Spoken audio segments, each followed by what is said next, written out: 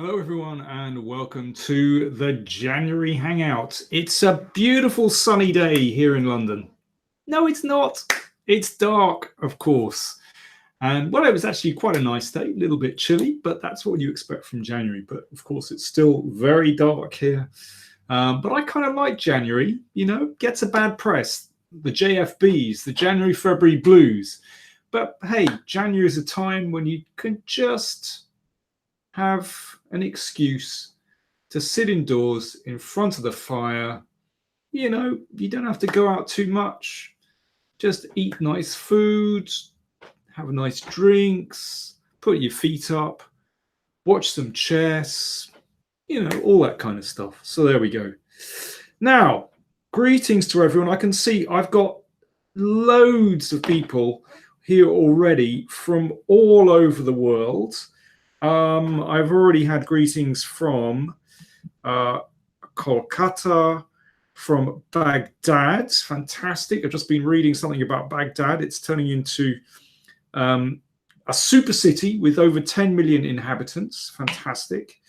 Hello from Turkey. Jens in Stockholm, from Mumbai. Sunny Sheffield. We have business to discuss. Apparently, yeah, Sheffield United lost at the weekend, but maybe not fielding their best team. But I'm interested in the Championship, of course, with Brentford. I was there at the weekend watching them defeat Oxford United 1-0. Also not their best performance. Thomas Lensmeyer says, grab a pint. Yes, grabbing a pint is always a good idea at any time of year. But especially in January. Why are men in my shoes? Says, hi, Danny. Usually hi from Brighton, but today I'm staying in London at the moment, in Ruislip. Well, Ruislip, is that London? Don't know. I know exactly where Ruislip is. I hope you're surviving. Let me see. We've got people from all over the world. This is fantastic. We got Pavel Kukiola saying, greetings from Poland. What do you think about Jan Krzysztof Duda? I think there's only one good answer if someone from Poland is asking me about Jan Krzysztof Duda. I'm not going to tell you that I think he's a rubbish player. He's clearly having a fantastic time. Why am I in my shoes? Says, it's at the end of the Central Line, so I claim London. Okay, very good. You can claim it's London. I know what you mean. I'm in Teddington, and some people don't think that's London either, but it's Middlesex, so good enough for me. Atri Chatterjee says, no one from Antarctica waiting for that. Yeah, good point.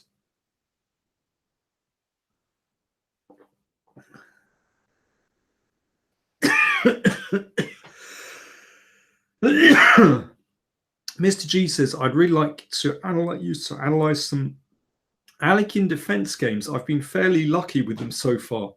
I've been told Lev Albert is a good study. Yeah, Lev Albert was a great exponent of the Alekhines. I've always thought the Alekhines was rubbish, actually. I think it's a rubbish opening. I love playing against it with white because you get space. I've thought about playing it with black as a kind of slice serve, if you see what I mean, but I just don't believe it.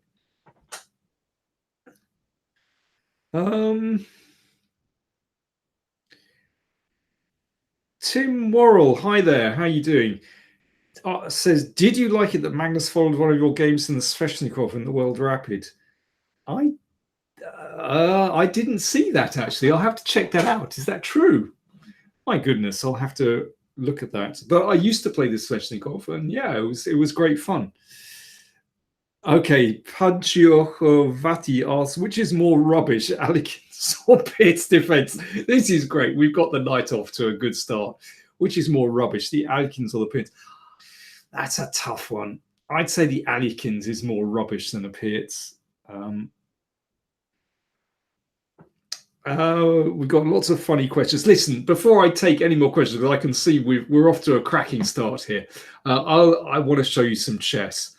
I'm going to give you, as well as showing you some puzzles and some games, I'm going to give you the result of the Game of the Year vote. We had the grand final between Alpha Zero and Ding v. Duda. Our friend Jan Christoph Duda was on the receiving end against Ding Liren. That was an absolute cracker. But before we get on with that, let me give you a little puzzle. Something easy. Okay, this is really, really easy. So hang on a second, just while I switch boards. Just a moment. Just hang back with the questions for the moment, because I can't read the questions and switch boards. I've got one on one computer, one on another, and I've got two eyes. But okay, let's take a look at this. And this is a really easy one to start with. This is like attacking play ABCs somehow. So I'm going to switch windows rather. And let me see. Okay, this is also from the World Rapin and Blitz. It's black to play. How do you destroy white's king position here? This is incredibly easy.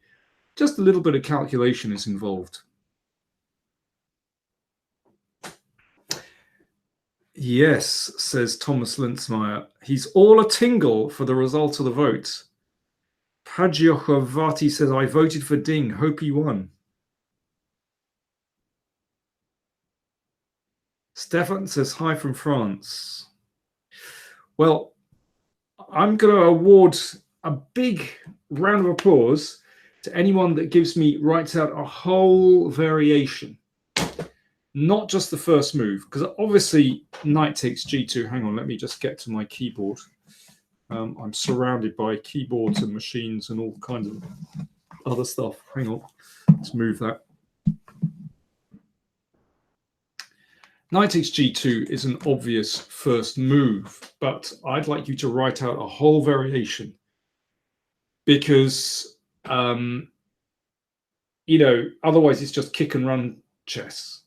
I'm interested in precise calculation here. Can you calculate to the end of a line? How exactly is black winning?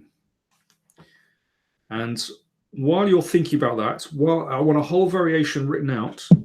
I'm going to go back and look at some of the questions that have been flying out.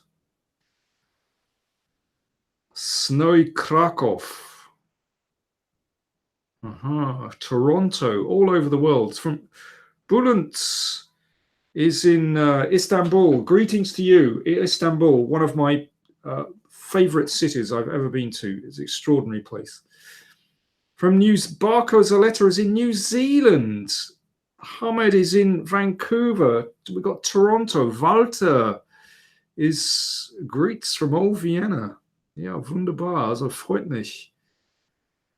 Von dir zu hören. Denmark. From Stockholm. Really, this is fantastic. Seriously, I think it's just fantastic that we've got people from all over the world here. And Lawrence, hello from Battersea. Hello from Battersea. That's just up the road from me. Lawrence says his wife is shouting at him to come down to dinner. Ooh, what to do? That's a tough one, Lawrence. Happy wife, happy life, I've been told. The Stormfather says Arikin has to be better than the Dutch, right? Oh, that's a tough one. Lucky Strike says, did I follow the Rapid and Blitz World Championship? Do you know what? I didn't really. I was having a break. I was actually having a holiday. So I didn't follow it very closely. I followed it a little bit, but I was away and drinking some Guinness, which was really lovely, and having beautiful walks by the sea, by the Irish Sea, and that was really, really nice. That was a good way to relax. Ah, Bernd in Dingle. Hi, Bernd. Fantastic. I was in Dublin. Didn't make it to Dingle, but yeah, it was great to be in Ireland again. Bernd, I hope you and Linda are doing well. Let me see.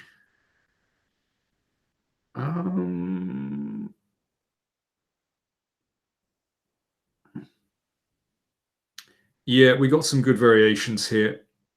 Yeah, well done to everyone. Jens and Zia, and beautiful melody. Yep, doing beautiful melody, spot on. Well done, all those. Samir wants to see Alikin versus Capablanca. Not on this one. Okay, let me show you. I mean, this is probably going to be the simplest of everything we're looking at tonight. Knight G4. Atri says he was the first one to spot this. Jolly good. Takes, and we can do it with just forcing moves and rook e6. Very, very simple. And a rook lift, the king is caught on the h file, and that was that. So in fact, that's even stronger. I mean, is this good? I'm not sure bishop takes, because if bishop takes, I play f4. And that's actually not so simple, or possibly just f3. And that's not so good. In this case, the queen can come across. So in fact, queen takes is absolutely clear. And if we go back a moment, Rage Against the Machine. Hello, GM Daniel King. Hello, Rage Against the Machine. And others. Yeah, if we just go back, I mean, this was in the World Blitz, but Rook AE1 is just asking for it because the king simply can't escape now. I mean, I'm guessing that this is also losing. This is probably still very, very good. Must be winning as well. But at least is there a slim chance of getting out here? I don't know. Takes here. At least there's a chance of escaping. But after Rook E1, oh, Rook AE1, oh boy, the king is so bottled up. That's absolutely fatal. Okay, let's get out of this. Just a second. And we're back again. Right. Atri says others didn't give the full variation. Ah. Samir says he's in love with his chess channel. That's very kind.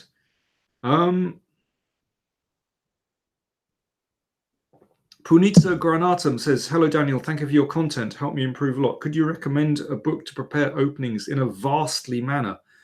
I'm not sure what vastly manner that's. In a grand manner, perhaps? I'm not going to recommend a book. I'm going to recommend my own DVDs. PowerPlay DVD. Listen, I'm actually going to get them and I'm going to show them to you. Just 1 second. I'll be back.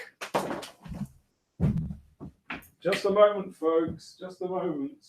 I will be back. I will be back.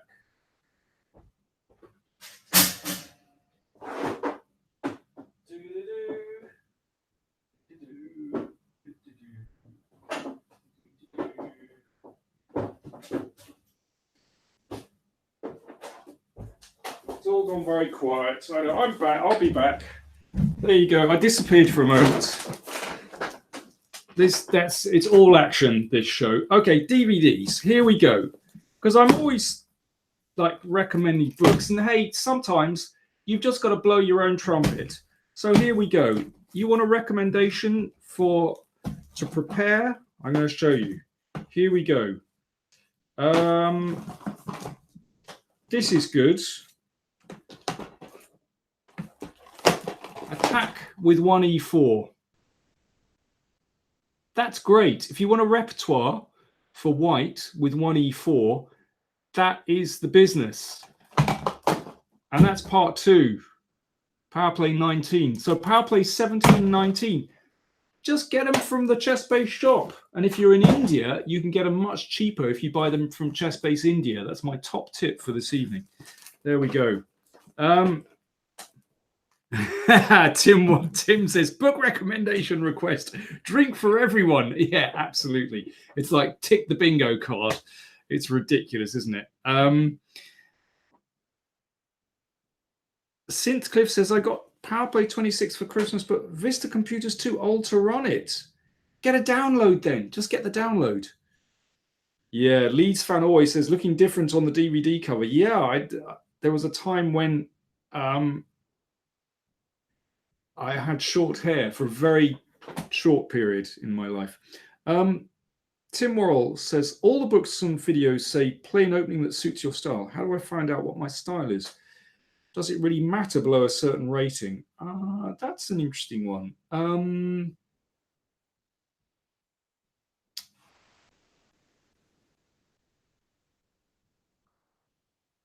Maybe not. Maybe it doesn't matter.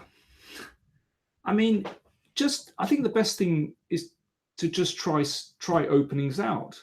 And if you feel you like it, then keep going with it. If you don't like it, then tweak it. I mean, I think that's the case for most openings, actually. If I think back, I tried some openings out, but I just didn't like playing them. I'm not sure that's to do with style. I think it's just preference somehow. So, for example, what openings have I played that I didn't really like? I remember trying out the Winnower with black, and it just didn't suit me. I just didn't like it very much. I always enjoyed playing the white side of a Winnower. For example, the classical French suited me much better. There we are. Let me see.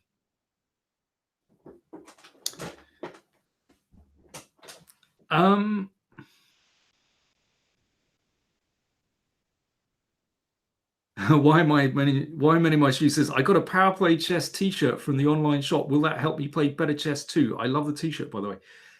Fantastic. Yeah, please, everyone, buy some merch. That's good. You'll scare people. Absolutely. Anjanaya Fatak asks what about PowerPlay 27? At the moment, I haven't got any plans to record a new DVD or download or whatever you call it, but perhaps that's something I'll be working on later this year when I get a little bit of time. I'm kind of busy with all this content for the channel. This is the problem.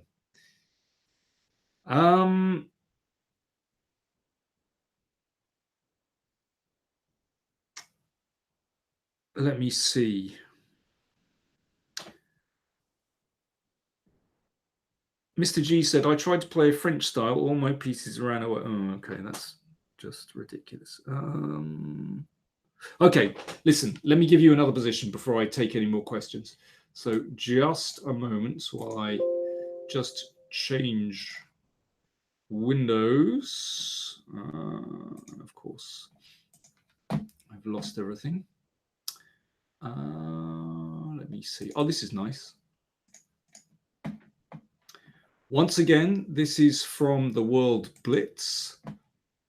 And it's Nakamura against Korobov. Korobov, exceptionally strong player from Ukraine.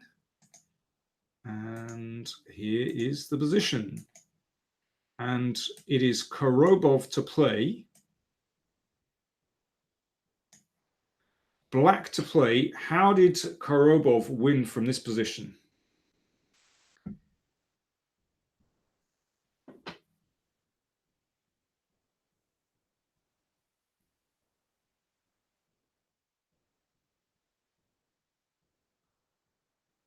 Andreas Sadler asks, my daughters are 8 and 6. What's a good age to start playing? If they're interested. It's as simple as that. You know, some kids are very happy learning at that age. Some doesn't suit them at all. But I would say introduce the game gently to them with some nice little games, break it down, start with a pawn game, or maybe king against pawns or rook against pawns. Keep it fun.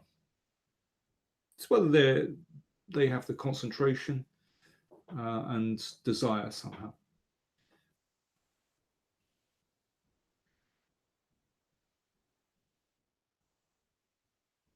Okay, we've got some interesting suggestions here.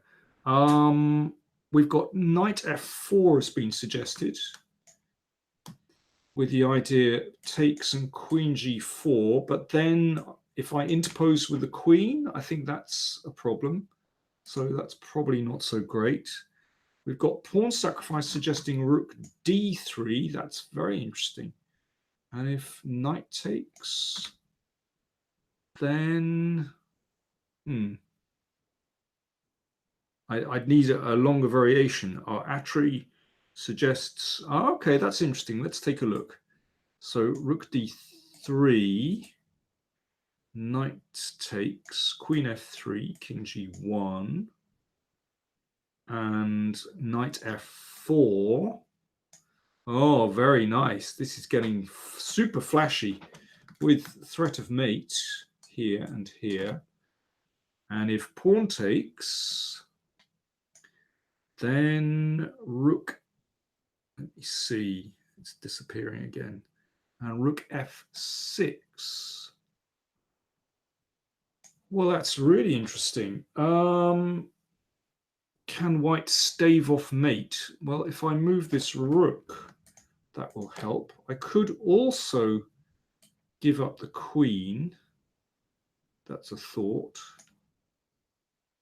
Because that covers g6, so because I can take that. But let's just go back. Help.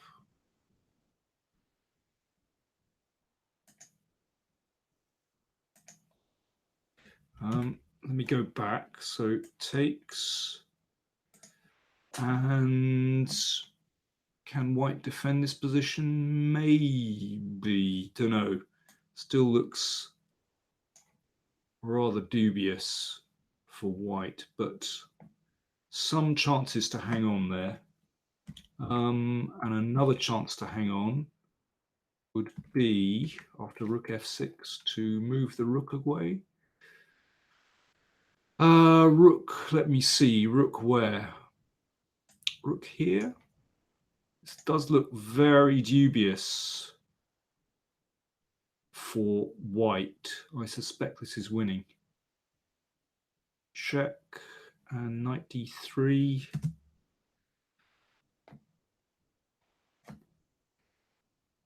Yeah, this doesn't look good. We come back here. Yes, queen e5. Let's try that instead. And a check, and here. That's a better way. Yep. Not so clear. Okay, let's go back. Yeah, thank you, Labatasha.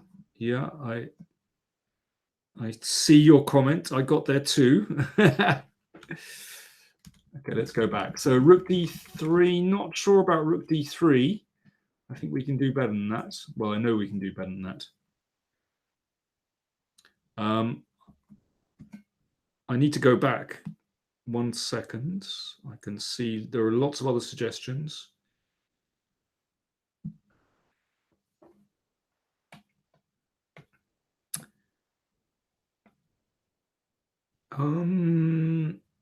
Okay, I'm looking for something clearer. So it's this position, and it's black to play. Black hasn't actually given up any material yet.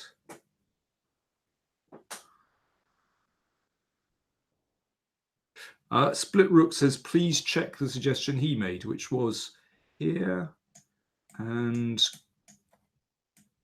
here and knight h4 and rook f4. Yeah, also very dangerous, but I guess I can do that, which helps. So I'm going to go back. Yeah, well done, Synthcliff. I think there were others as well. Basically, let's concentrate on this move. Knight d4. This is the simplest of the lot because there is a very strong threat to take here. Several people got this, I can see. And white is in deep trouble. Queen e1, yeah, as suggested by Anand Sivaram. And now what? Oh, this is pretty easy.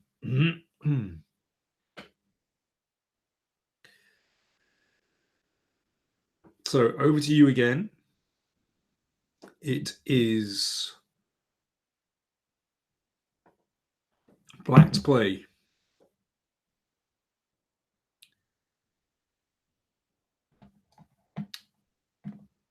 Queen f3 suggested. Well done. Could play knight e3. Could simply take this. This is, of course, winning for black. It's a clear extra exchange. I can imagine e3 is a good move. Knight e5 is a good move. They're all good moves. Black is winning this position. But this is even clearer. And now. Yes, well done to the Stormfather and others who got this. Well done. Knight f4 is the clearest. And that's the end of the game. If pawn takes, then there's no way out. Once again, actually, there is a connection between this position and the last one. There's a traffic jam here. The king is never going to escape while the queen and the rook stand there. It's a famous technique, checkmating technique. So well done, everyone who got that. Excellent stuff. And we're back again. So I think, did Korobov actually play this? Yes, Korobov played exactly that. He played with knight g4 and queen f3 and sacked the knight and queen h3. That was the end of the game.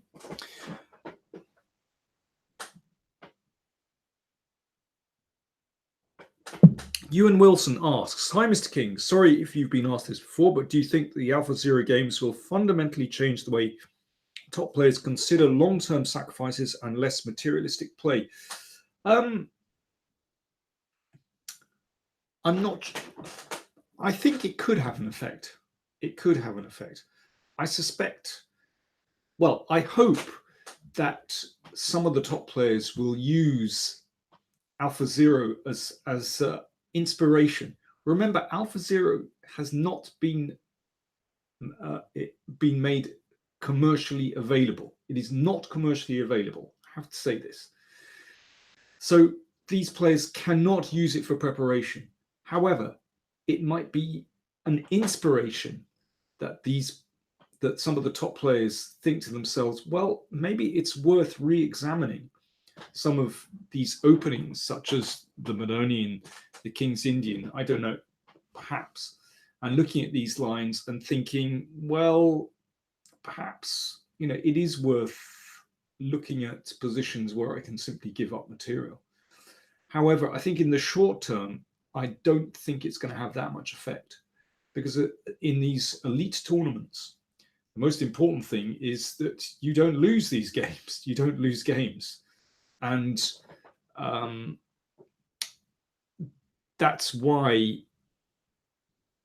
players have shifted away, actually, or some players have shifted away from indulging in the sharpest lines where they know they can be caught out very badly. That's why Carlsen plays very pragmatic openings. He doesn't try to win in the opening. This is difference. As we've got onto the AlphaZero subject, and it seems to generate, sadly, some very strong opinions, and I find that it's slightly distressing, actually, how it polarizes people. I think it's just I mean, scientifically, this is just really significant, this whole reinforcement learning. And I don't quite understand, as everyone knows, I haven't really on the channel. I don't investigate computer chess very often. I prefer human stories. It's as simple as that. However, I think the AlphaZero story really is groundbreaking from a scientific point of view, and that's why I wanted to cover it. And as for the best game of 2018, I thought it was important to offer this among the best games because it was a beautiful game and because of its significance scientifically. And then people could decide whether they thought it was the best game. And in the end, well, I'll tell you the result in a second. Let me see.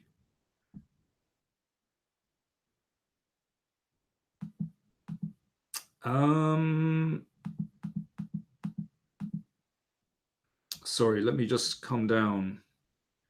And it seems to me, as I've got onto the subject of AlphaZero, then I may as well give you the result of the best game of 2018. So, well, there were quite a few votes cast, which was great. Thank you for everyone that took part. And as I said, I think it was only fair to offer this and have a grand final. And in the end, the human game, Ding Liren against Duda, won the competition for best game of 2018. This was a superb attacking performance. I don't want to go through that game again because I gave it on the channel and, well, you can all take a look at it. The vote was actually closer than I'd expected. It was 55% in favor of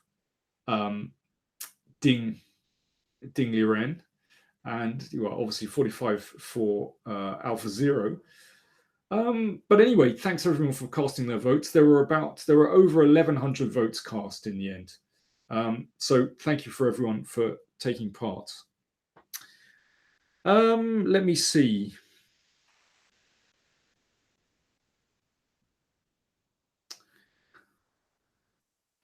We've got some more questions.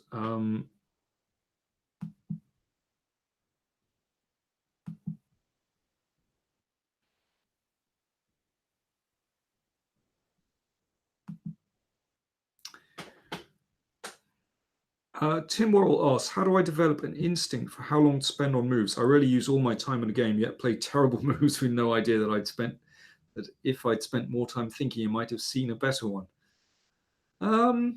Well, I think how to allot your time during a game in positions where there's a lot of piece interaction, where there are a lot of tactics, then it's really important to use your time to calculate well, because that's when blunders can occur. In positions which are more strategic, where there's maneuvering involved, then you have to play more on feeling. And feeling should come pretty quickly. Again, that's kind of experience where you choose a plan. But yeah, positions which are more complex in the sense of pieces coming together and interacting, then you have to calculate. Or for example, at the end of a game when you're attacking, then it's really important to have enough time to finish off, to see tactics right at the end of the game. And then you need more time. But of course, very often it moves 30 to 40 when the time control is approaching is when you need the time. And often we get into time pressure. Let me just move the comments down.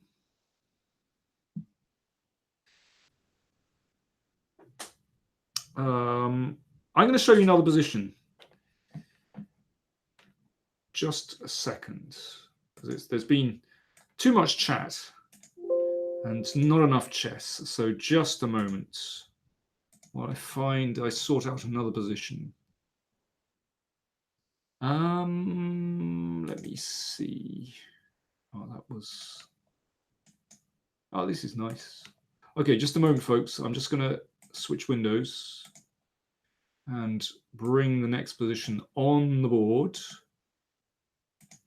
making sure I don't click the wrong button and destroy the broadcast. Right, here we go. From the World Blitz again. Henrik Teske against Vyacheslav Borisenko. What did Borisenko play here?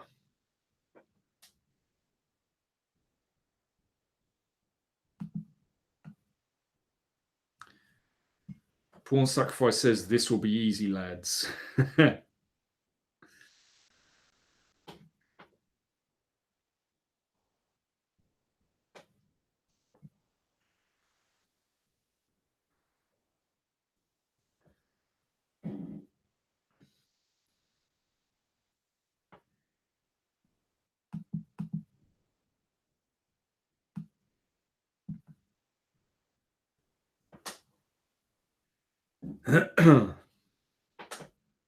Okay, over to you. It is black to play. What would you do here? White has just played knight takes. Praveen seems to have put $5 on the screen. I don't know how I get to that $5, but thank you anyway. By the way, if you want to donate to the channel, then you can do so. You can click on the PayPal buttons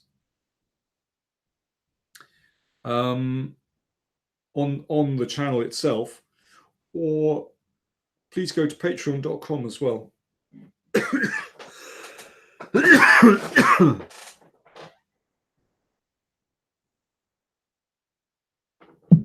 It's black to move. Michael J. Fitch says rook takes knight, bishop takes, and knight c4. Yeah, that looks pretty good. Stormfather wants to play b4 and rook a2 check, but in between I get a move. So, for example, after b4, I can play this. And, well, I don't know. Is this such a big deal, this rook a2? I mean, I can do this in between, which can't be that bad. So that doesn't look right. I don't like b4. However, this is definitely a good move. And then this is extremely dangerous, and I would say probably winning. I'm not sure there's a good defense here at all. A couple of threats. One is here, one is here. It's actually very similar to the game. Yeah, well done to all of you who suggested that. In fact, that wasn't the move played. In the game, Queen b6 was played, a very cool move. But I think knight c4 is just as good.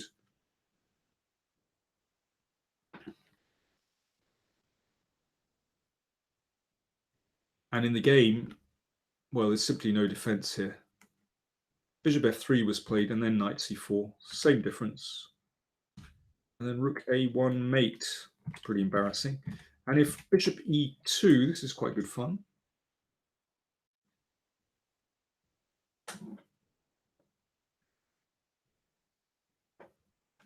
And then knight e4.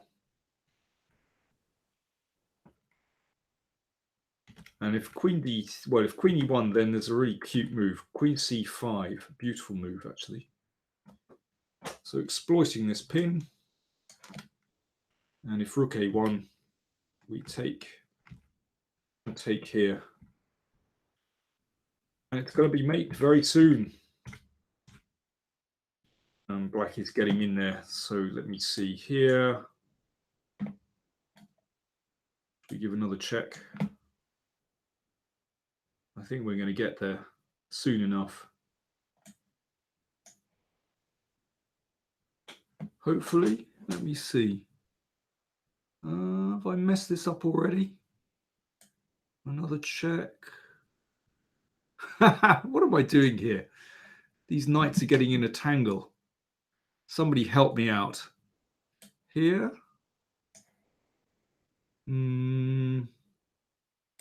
Here. No, I'm still not there. How funny. There must be a simple way to do this, but I can't see it at the moment. Knight A4, is that the way to do it? Ah, knight A4, yes. Thank you. That's the way to do it. And finally, we got there. Excellent. Yeah, okay, that was very easy. Although I tried to mess it up at the end. Good stuff. Pawn Sacrifice asks, how do GMs prepare against their opponents? Do they prepare a single line in opening system and analyze it to death? They prepare lots of lines. But I think these days, as I mentioned before, there are two different strategies really in opening preparation. One is to prepare lines in openings and many different openings, and very theoretical lines looking at past games, their own games, and other games. The other way to prepare is a strategy of avoidance, and I would characterize Magnus Carlsen as a classic avoidance preparer. He avoids established theory, and this is a very pragmatic way to play. If your opponent is brilliant at the Najdorf and has analyzed the Najdorf to move 93, then why should you enter the Najdorf? So he will, for example, play bishop b5 check, or c3, or queen takes d4, or something that avoids these long main lines. Seems to me very sensible indeed.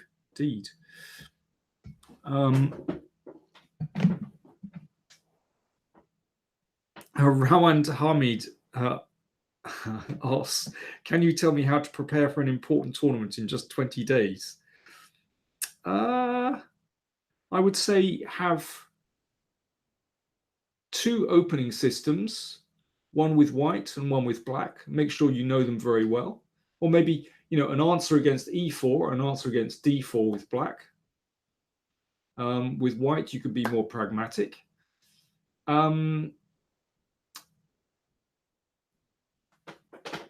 Practice calculation. So, for example, these kind of tests I've been giving you, you can find plenty of stuff online to do that. But actually practice with a real board. That would be my tip. Real board and real pieces. Setting up the pieces on the board, because that's what it's going to be like playing a tournament. If you play online, that's another matter. But if it's a real tournament, use real pieces and practice calculation. That is the best thing you can do. And make sure you have a couple of opening systems. But don't be too ambitious and try to learn, 20 different systems.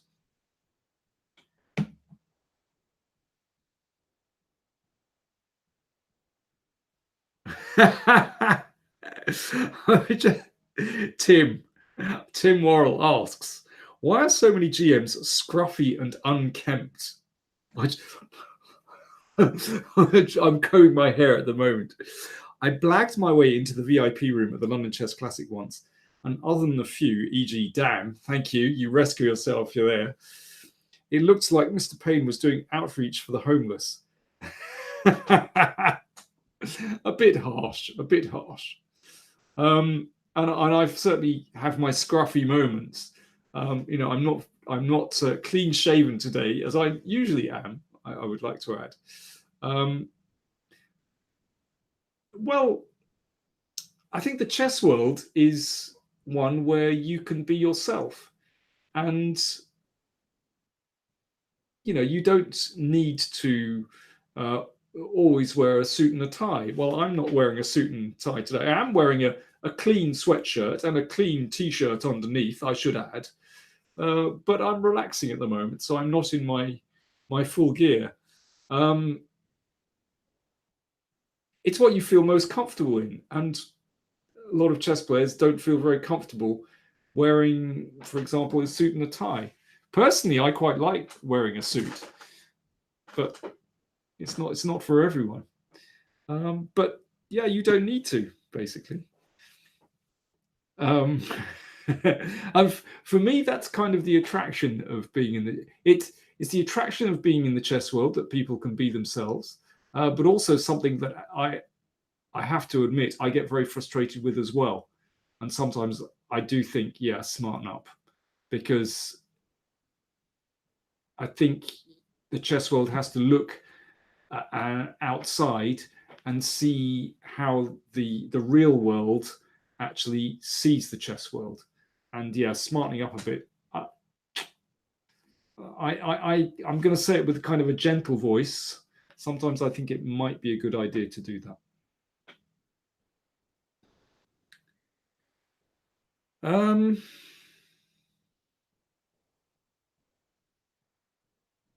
Yeah, I have to say, yeah, why I'm in my shoes says it's not necessarily so. Yeah, Nigel is always well turned out, but yeah, I would say it's a mixed bag, and I think a lot of grandmasters are well turned out these days, so it's mixed. John Lee Peakman, or Yon Lee Peakman, asks, what tips would you have to improve your mental visualization of a board? You can do that really easily by, for example, get a game from a book and play it through in your head. Really simple. And practice calculation exercises, practice tactics on a board. Very simple way to improve your visualization. Listen, I want to show you some more chess. So actually, what I was, it's funny, this latest series that I've been publishing on the channel on the World Champion Checkmate Challenge, corny title, but I kind of enjoyed going through World Championship games. I wanted to do a little series. I should have really done it before the World Championship match, actually, in the run up to it. But so I'm a bit late with that. Sorry, folks. But I enjoyed going through these, and when I gave this game where Spassky defeated Petrosian, or as someone pulled me up on my pronunciation of Petrosian, Tigran Petrosian, for the authentic pronunciation. And I think I said in the video, well, how extraordinary. Petrosian loses in 24 moves. How often does that happen? And then everyone kind of leapt in, or a few people leapt in and said, oh, he did lose other games quicker than that, which is true, actually. Kasparov defeated him in 24 moves as well. So what I wanted to do was show you a couple of games where Petrosian lost very quickly. Now, this is quite extraordinary. This was played in 1949. So he was a young man, but it was played in the Soviet Championship. And this is quite extraordinary how Petrosian lost this one. So hang on, let me just get back here. I'm going to just share the window.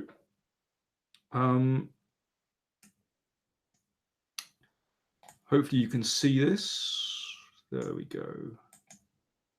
So this is against Kotov. And even though Petrosian was pretty young, he lost, well, in a ridiculous way, actually. So exchange variation of the Queen's Gambit.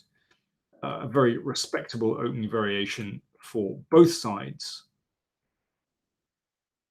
And now here, the normal move is, well, either knight d7 or castles is possible as well. These are absolutely fine. Knight d7 is probably the most accurate move in the position. Knight e4 played by Petrosian.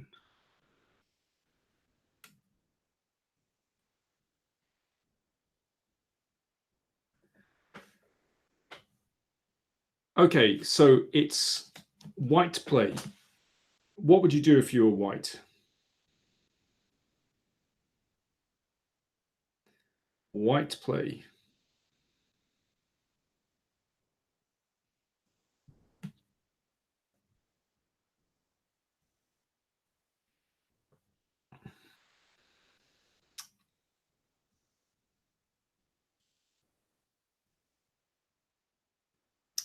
Yeah, well done, guys. Bishop takes. And knight takes d5. Incredible that Petrosian fell for this. It's one of the oldest tactics in the book. And he resigned after these moves.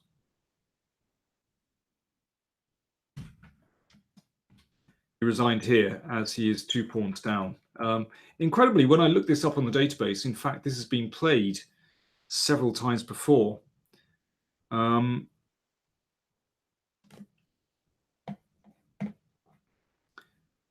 So, for example, Stefan Mohr against Mack in German Bundesliga went like this.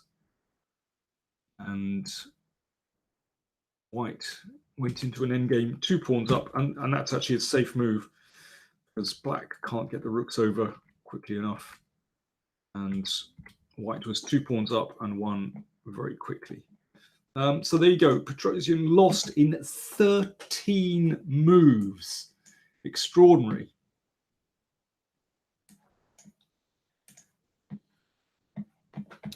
Bernd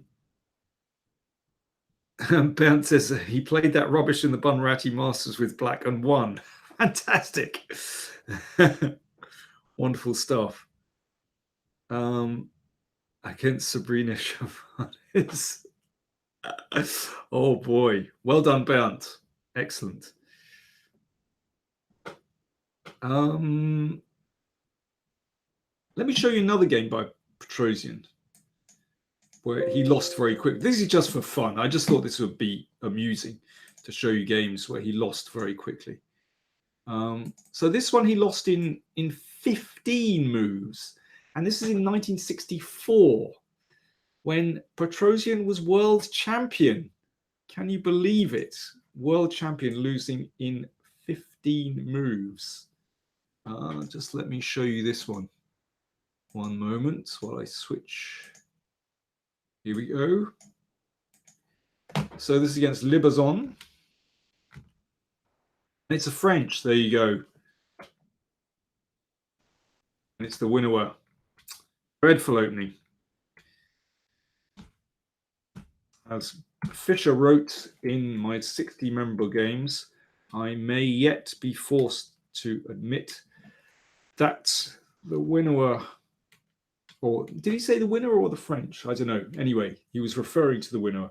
He said, I may yet be forced to admit that the winner is sound, but I doubt it. It's anti-positional and weakens the king side. Anti-positional because you give away the dart squares, you've given away your dart squared bishop. That bishop here is potentially very dangerous, but it does weaken the king side, and white can attack straight away. So this was Libazon against Petrosian. And this is how the game went. This is actually a pretty dubious line for black, even by the winner standards. This isn't great. And that's a good move by Libazon because it means that white can use the d4 square and these bishops can start to fly. It's very hard for black, actually, this position now. And there is a permanent weakness on h5. So basically, black can't castle kingside. For example, here, I mean, this is simply too dangerous. And I guess queen g5 is just a very strong move already. And we can take here. And otherwise, well, white can actually attack on the other side of the board by playing moves like a4 and rook here. And this looks very dubious indeed. In the game, Petrosian played bishop b5, positionally very fine, but not a very sensible move, because after bishop e3, he actually resigned this position, which is a little bit early. Perhaps our Polish friends can read this, which I think, well, it looks a bit like Russian to me. Queen c6, knight d4 is winning, according to, yeah, well, it is. That's what the annotation is saying. But it was possible to play on with d4. That's true. That's what the Polish says. And that's absolutely right. Yeah, it's possible to play on, but of course, this is just an extra pawn for white. So, for example, if I take here and perhaps play this and rook here, this looks fantastic to me, and probably just c4 actually, because if queen takes, then rook takes, white is a pawn up, and the king's in trouble actually, because if it escapes, then queen g5 is still really strong, taking here. This must be very, very good for white. So there you go. That was, I mean, it's premature to resign in this position after 15 moves, but I can understand why Petrosian was rather demoralized by that, actually. So there we go. Right, let me just take a couple more questions.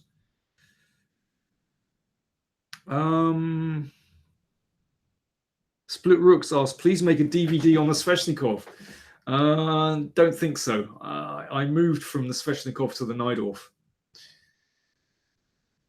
Pawn Sacrifice says he was probably disgusted. Yeah, I think he was basically disgusted and just thought, right, fair enough.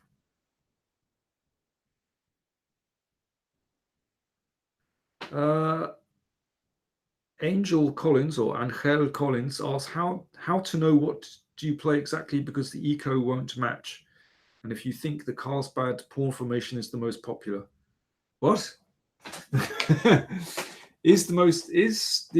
the Carlsbad pawn formation is, or the exchange variation in the Queen's Gambit is very popular. Personally, I've always enjoyed playing that position with black. But again, this is a question of taste. Once you understand the plans, it's fine. I would say if you want to know about strategy, then play through games by top players. When I say top players, well, let's say, I don't know, 2400 plus. If you want to understand the strategy, that's the best way. And then you begin to pick up ideas. Or indeed, you could look at some of my DVDs. Let me find the one in question. There you go. If you want to know about strategy in the Queen's Gambit declined with black, then take a look at that one. Power Play 23. Queen's Gambit declined for black. Can't do better than that. Available from the Chess Base shop. There we are.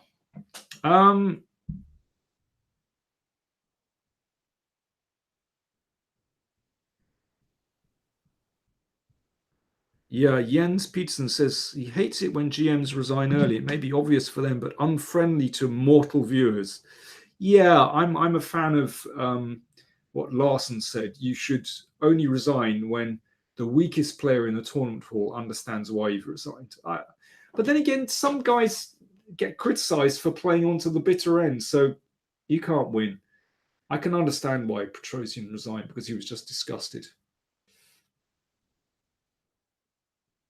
Bert Jan asks, will I be doing a game of the day from Vike on today? Yep, I will. I'll be reporting from Vike. Well, not from Vike, but I'll be doing a game of the day from Vike, from my office here.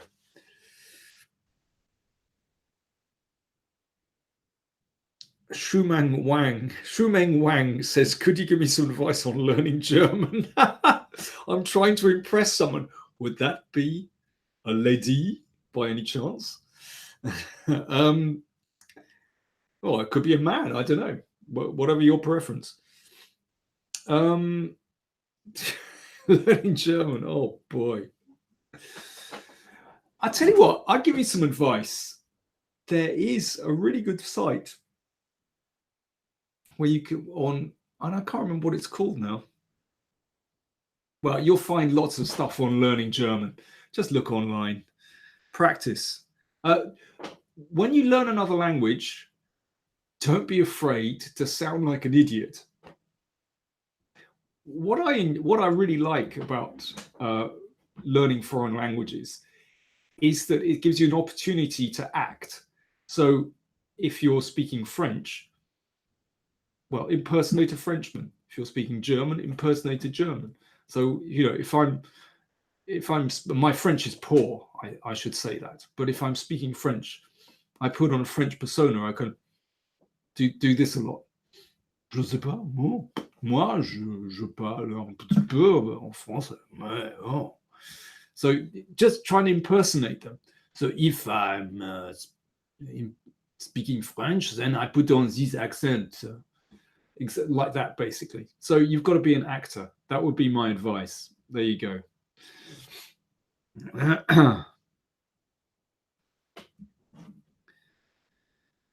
Angel Collins asks, how often is this show?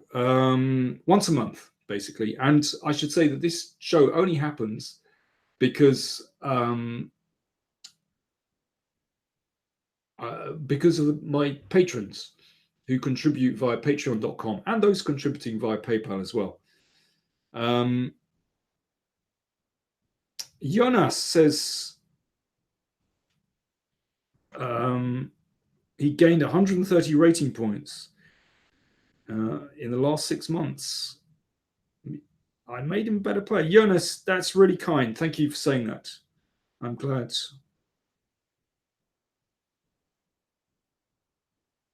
Split rooks. How do you play sharply in the London system?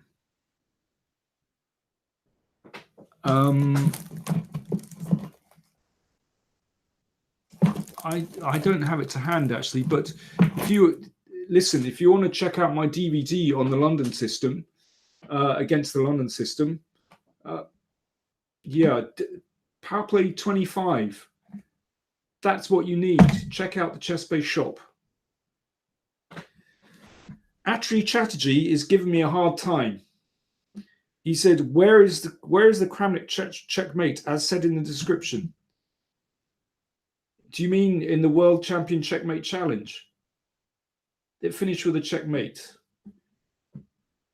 Yeah, PowerPlay 25. There's a good system against the London system, and you can play sharply against it.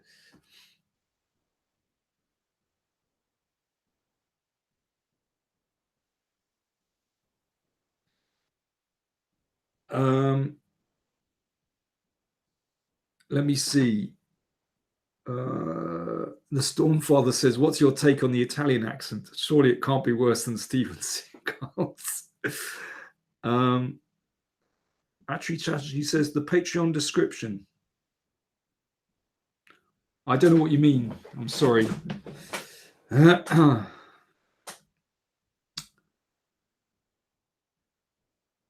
Let me see.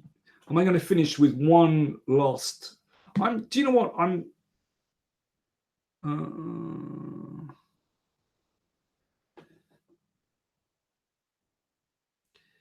This transmission description says Daniel King shows a checkmate by world champion Vladimir Kramnik. I didn't realize that. I didn't realize the description said that. That must be a hangover from something else. I don't know what that's about. Sorry about that. I didn't put it there. I don't know what that's about. I think it must have been copied and pasted from something else. So didn't see that.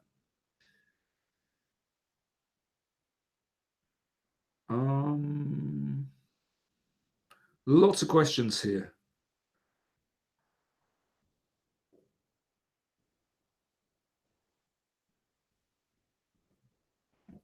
Okay, listen, there's so much going on, but first of all, I want to, before I click off, I'm going to say,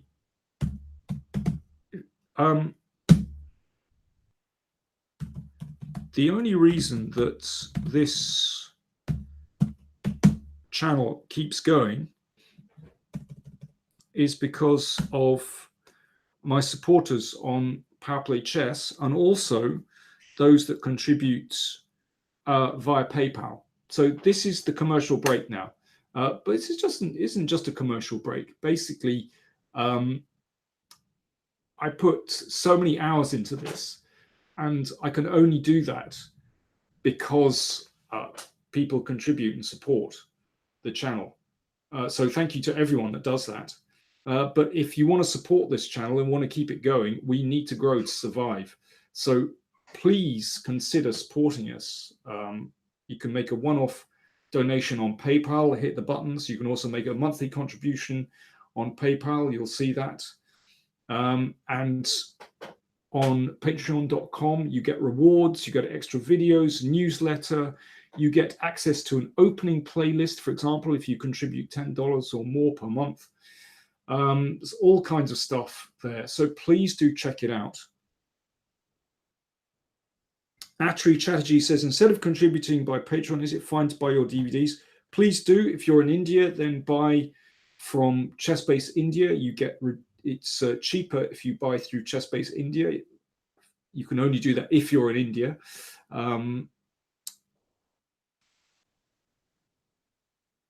Let me see. Synthcliff says super chat donations also. I don't know about that, but I can say that if you go to the channel and click on the PayPal buttons, then that's really easy to contribute. Pawn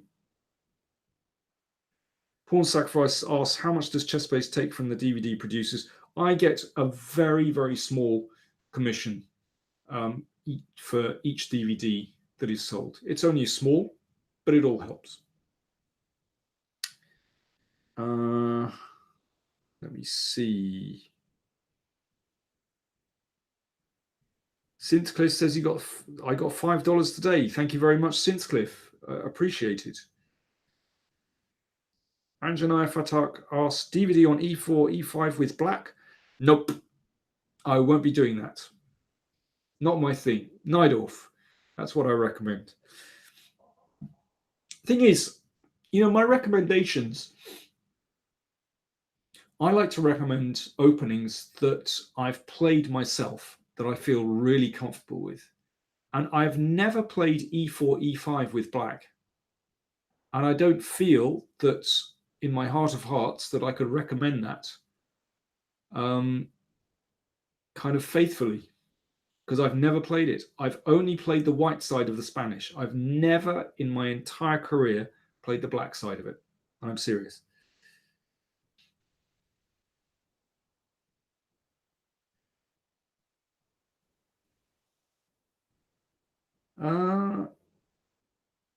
Okay, Stormfather, I don't know what you're up to. I don't know why you say that. ChessBase is a very reputable company.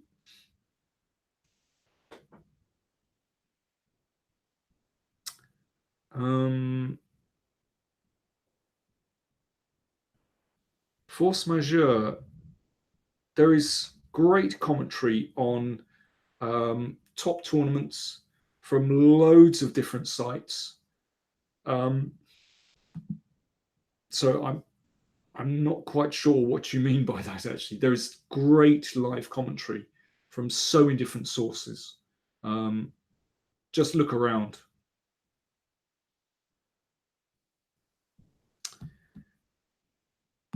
I can see I'm way over time.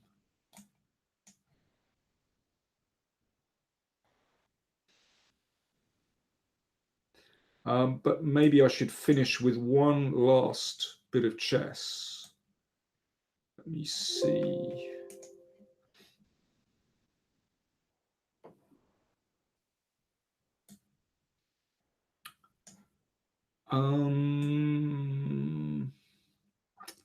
Let me just find a puzzle. 1 second. This is really nice. This is absolutely stunning. And this is difficult. This is a study by Troitsky, whom I like very much.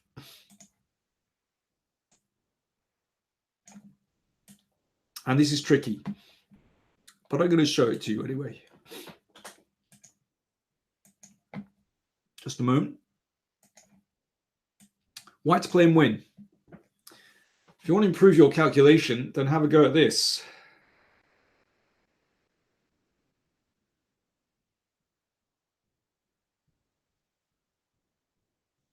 Thank you, Jens. That's appreciated.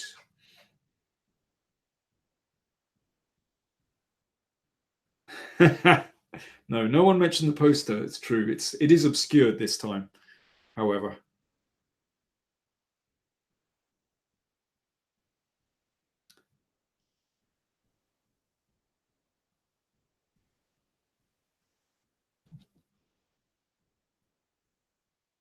White to play. So this is a study by Alexei Troitsky, famous Russian composer. As you can see, he composed it in 1896. Novaya Vremya was the publication. New Times. White to play.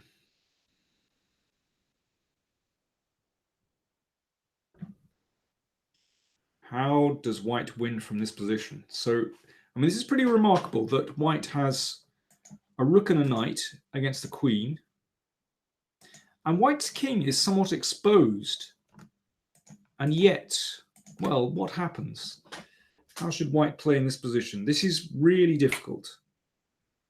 But I would recommend, if you want to, people asking about how should I practice my calculation, my visualization, then solving these kind of studies is really good practice. Of course, it's hard. Now, someone is suggesting e takes d7. Problem with e takes d7 is that I'll give a check, and then I should be able to take that pawn. Oh, no, an easier way. No, what I'll do is I won't check there. After e takes d7, I'll play queen f5 check, and then I'll take the pawn d7. That's much better. Beautiful melody suggests rook a5, but then let me see. I have a feeling after rook a5, possibly a check, knight e3, king takes b4. I suspect that's good for black.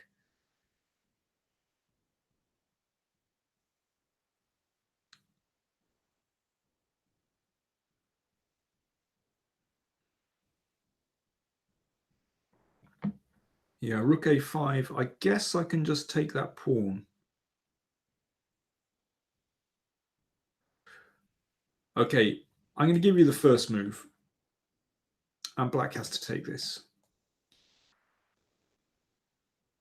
And now, what should white play?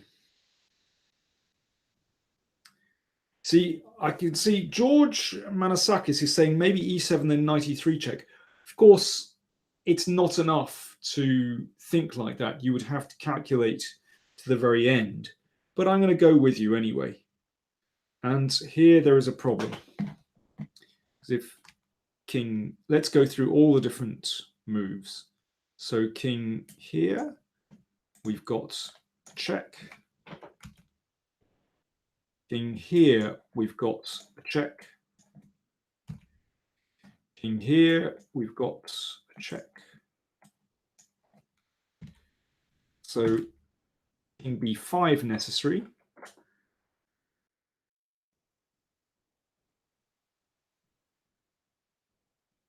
And then knight f5 is the move. Not so simple. That's the really difficult move, actually. Knight f5.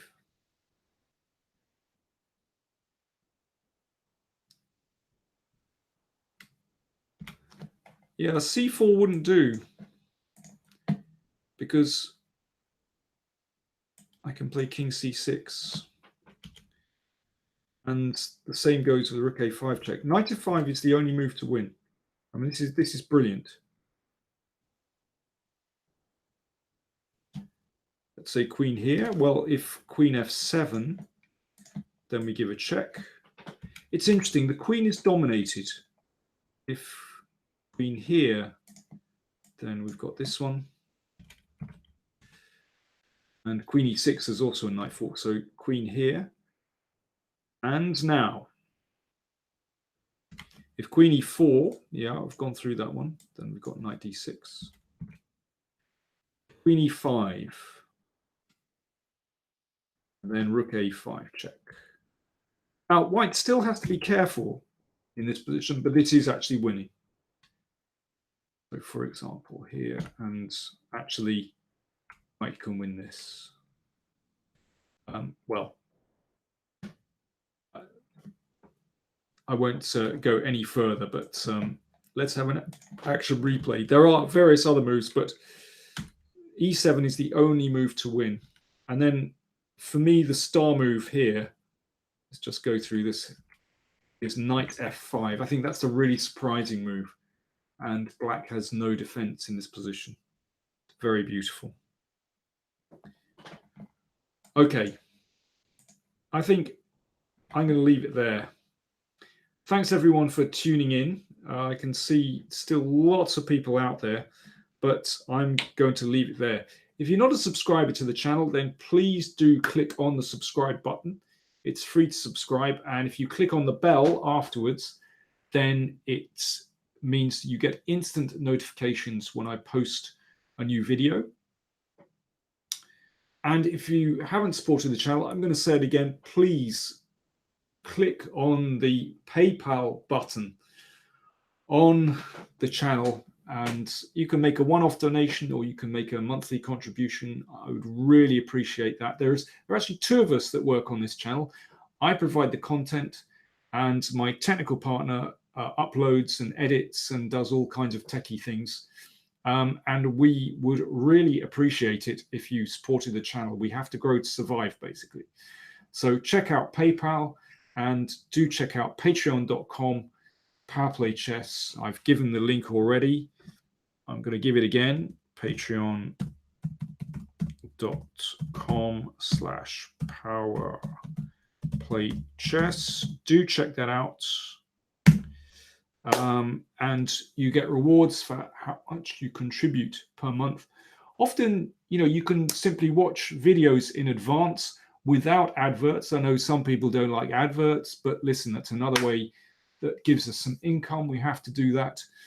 But if you want to do without adverts, then become a patron. Contribute something per month, and you can do without that. And check out the rewards as well. Extra videos, a newsletter with a test game, puzzles, that kind of stuff. Thanks, everyone, for watching. There's more Checkmate Challenge videos to come. And Game of the Day from the Tata Steel tournament, which should be very interesting to see how Magnus gets on, among other players. Thanks, folks. I will see you later. Before I click off, a few questions. Cliff, no problem for the extended show. You're welcome. Enrique says, what's best to contribute? PayPal or Patreon? It's up to you. You can find the buttons on the channel. Let me see. I think that's all. Thanks a lot, folks. Bye now.